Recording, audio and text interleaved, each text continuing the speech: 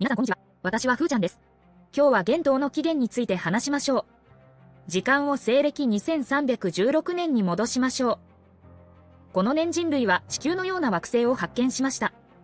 同年、遠望号は植民地車を乗せて遠征を始めたが、生還遷移は長いことだった。人間の寿命は全然続かない。そのために、全員が飛行船に入る。人工知能サムが引き継ぎます。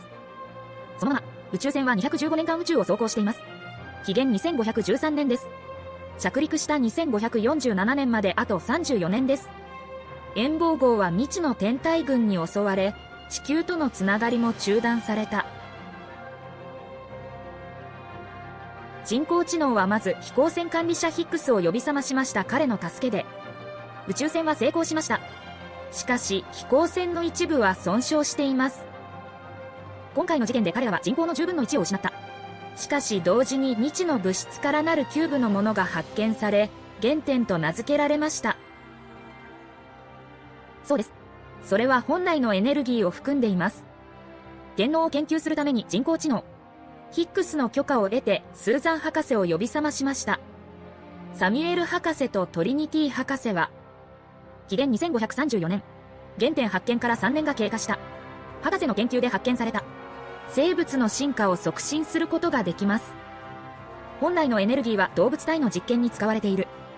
この時本来の放射線変異が発見されました。しかしサミュエルとトリニティは元脳の発見に興奮しすぎました。彼らは人体実験にも使いたいと思っています。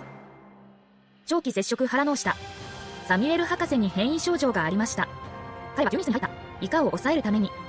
次は彼の学生トリニティがプロジェクトを担当しています。2539年までは宇宙船管理者ヒックスの許可を経て、トリニティは人体実験を行いパンドラの箱を開けました。実験から2年が経過した。2541年になりました。実験体は実験室から逃げた。放射能漏れを起こしています。本来の特性の一つは電波です。認知以外の媒体を通して、また紀元2542年、仮想船室に変異反応が見られた。ヒックスは仮想船室の隔離を命じた。9日11日12日倉庫は閉鎖されました。セミール博士を呼び覚まし遺伝子最適化体制を研究し始めました。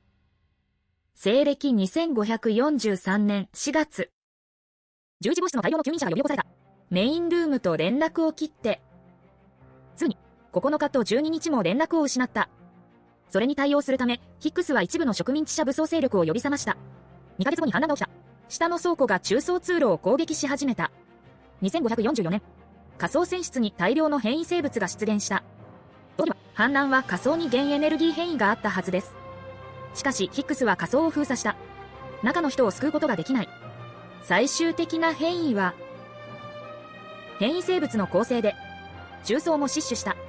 2545年この年、一部の救任者は改造されました。放射線免疫力を得ることができます。神経です。今の飛行船は、中層と仮想、もう変異体の天下です。サミュエルも再び休眠に入った。2547年2月になると、変異体が拡張し始めた。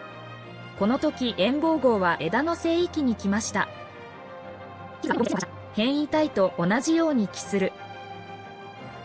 生存者全員を救任させます。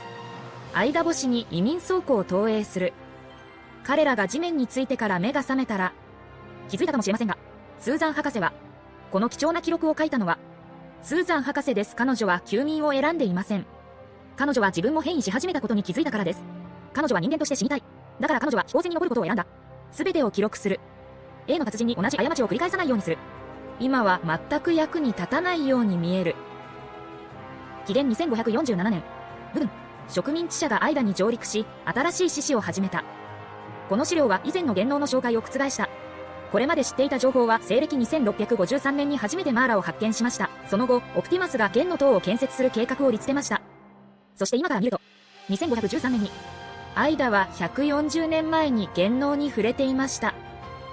今の生存者には神経の存在があるかもしれない。彼らは本来の能力の存在をしている。免疫放射線もあります。サミュエル博士も眠っていました。サミュエルとトリニティは、神経かもしれない。そうでなければ彼らはとっくに化している。後に記録があるはずがない。もし彼らが免疫原生を持っていたら、ヘガルドは彼らの最高の隠れ家だ。そんな大災害は事故ではないかもしれない。意図的にやっているのです。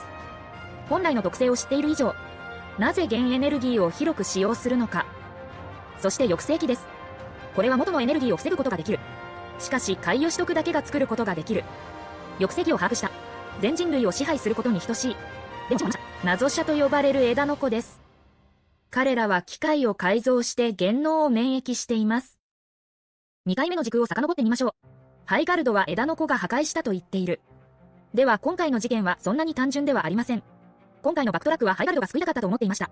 枝の子は破壊に来たんだ。破壊の方式はパラメーターを修正することであり、枝の子がパラメーターを修正する目的は何のためですか？彼らはハラの目的をしているのか？しかし彼らは過去を遡りたいと思っています。発見されなかった時代に戻りたいからです。だからパラメーターを修正しただけです。パラメーターを修正してなぜバックトラックに失敗したのか。枝が3回目のバックトラックを行っていることを知るにはパラメーターに問題はないはずです。タタからの返事を待つしかありません。本当に面白くなってきました。このチームは野心が大きい。世界観から怪物まで、シーンから服装まで、どこでもサプライズがあります。前にもこれは素材だと思っていました。彼らがゲームを磨く程度に気づくまで、コストゲームレベルにもなりました。私もそろそろ当学者になりました。今期はこれで終わりにしましょう。ストーリーが好きで設定された友達と幻冬の秘密を深く掘ることも期待しています。風に注目して体験してあげます。違う幻の塔。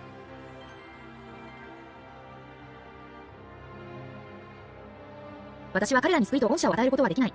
でも私は彼らに希望がある。